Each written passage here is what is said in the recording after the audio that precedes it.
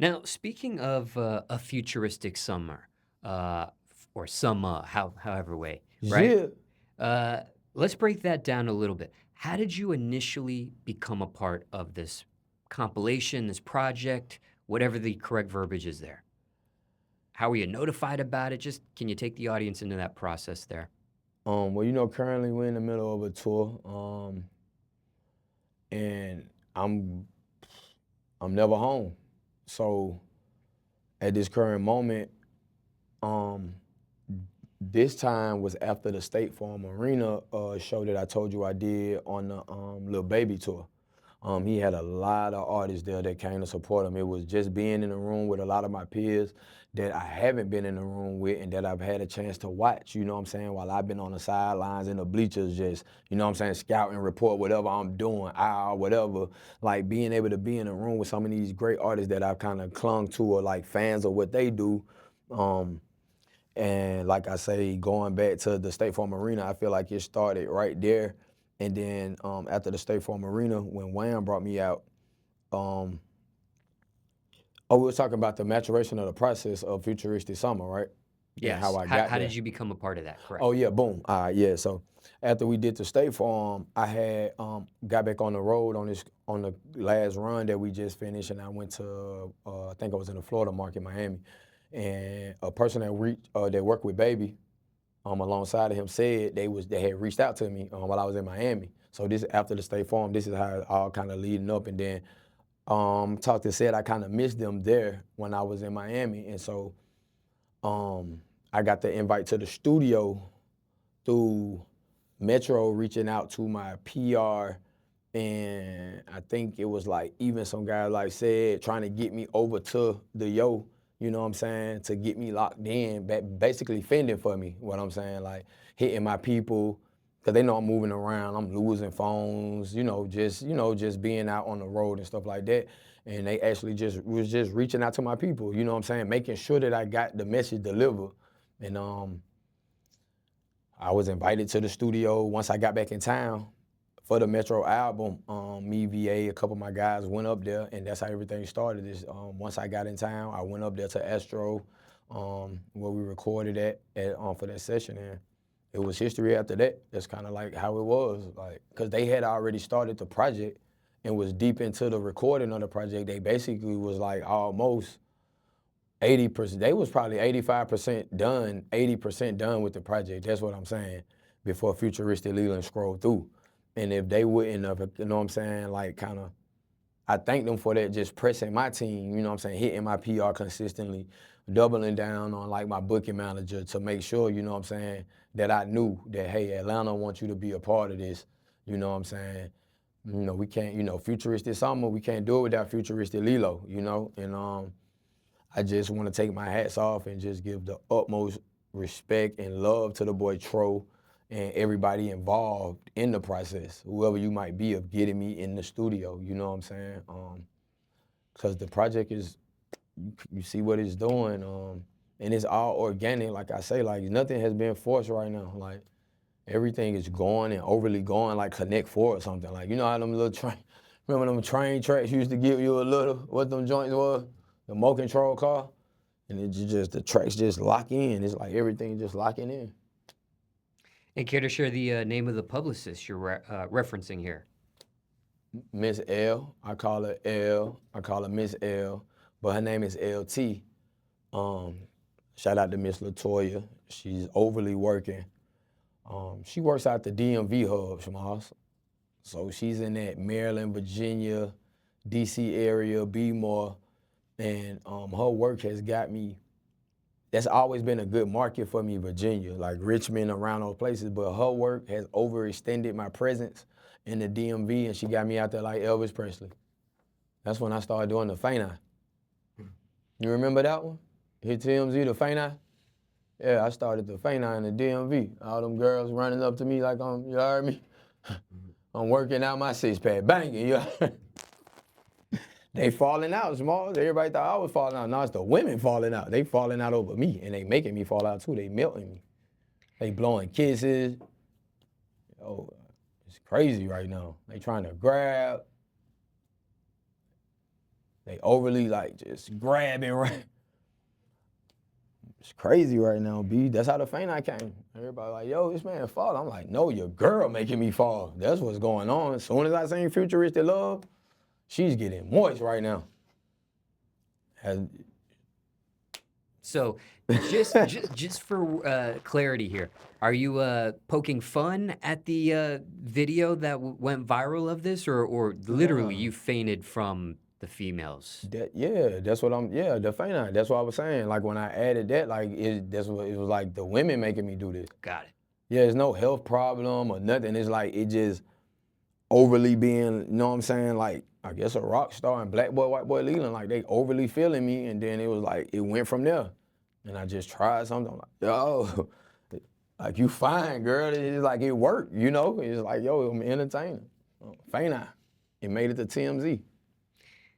Now, you are featured on 2 songs here on volume 2 of the Futuristic Summa, and wanted to see how these 2 songs got put together. Like, was this created while you were in the studio with everyone? Were these songs already done, just with an open verse for you? Like, how did, and let me just say the titles of these songs. So you have Jerry Curry, in parentheses, Love and Basketball, that's with Little Baby. And then you also have I Need, in parentheses, Where You From, that's with Waka Flocka, J Money, Little Baby, Roscoe Dash, 2 Chainz, and Schoolie.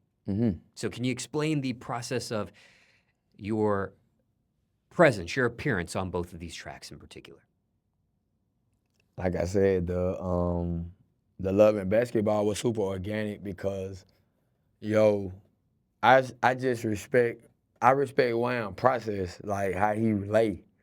I respect his recording process to the point where it's like because we worked in studio together, like that wasn't like a synth feature. It was like organically, overly, we ended up at the studio with each other 2 days straight. Now the first day we didn't do anything.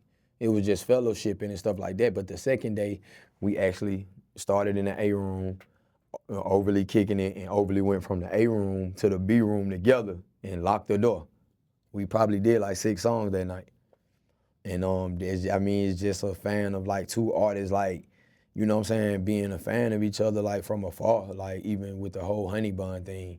Like, you know what I'm saying, me just being able to be like, yo, that's some lingo I first heard from Wham. Like, I ain't never heard nobody say 100,000 and say Honey Bun. And it was like, when I kind of restruck the lingo and reiterated it in my way, it kind of sizzled and popped, you know? And I was like, yo, that's a Little Baby lingo. You know what I'm saying? What I was supposed to say? Like, that's Wham right there, because that's why I heard it first. So, you know, me and bruh our link have just been super just like natural. Like, you heard me? It's just like, it's amazing, bro. And now we got this Jerry Curry record it's building for real. So the other record that you mentioned with Chainz, I gotta drop this. That's one of my Tonys. Anyway, but yeah, this record with Chainz is like, it's a record that I did with Tro. And it was just a hook. I had no verses on it, and then me and my man TSL, me and my man Slick, who linked me up with the guys from TSL, we was listening to the record, and I'm listening, I'm like, yo, who I hear on this? Cause I'm like, I leave a lot of records open, cause my hooks to me, when I be hearing my hooks back, I be like, yo, that hook is so hard. And sometimes when the hook is so hard, I won't even rap on the song, because I never know who might hear it and have an opportunity to align with me. I do that on purpose, hoping for features, you feel me? Not hoping for them, but just, man, you know what I'm saying? Just like, that's how I, just leaving it open, so it's room for more. And I said, yo, Chainz will body this. And it was like, the next couple days, bro, the song emerged with What's Your Side? I mean, the Where You From song.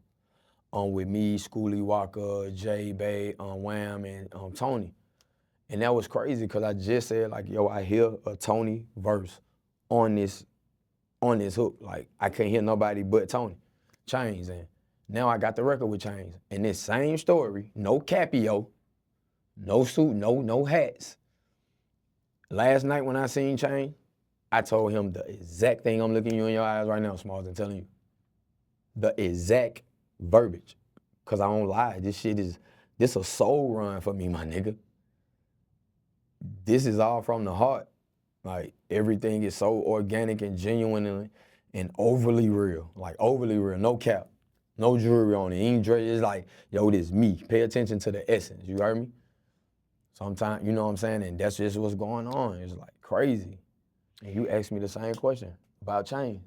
The same record. It's crazy. What was Change's name 3 times? That shit came in 3s just now. What was his reaction to what you just said on camera here? Yo, I ain't gonna lie, man. Like, every time I have met or been in a room with Change, it's always been like that. Like, from afar, even if I didn't speak to him, right?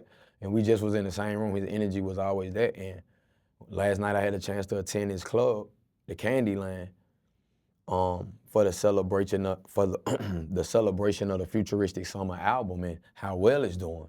It's kind of doing well than people expected it to. It's kind of gaining steam, right? And when I told him that, he looked me in my eye, directly in my eyes. I took my glasses off just like this so Tony can see my eyes, you know what I'm saying? Because sometimes it get missed and screwed behind them flash shades, you feel me? And he just told me like, bro, you sounding great. I'm overly proud of what you doing.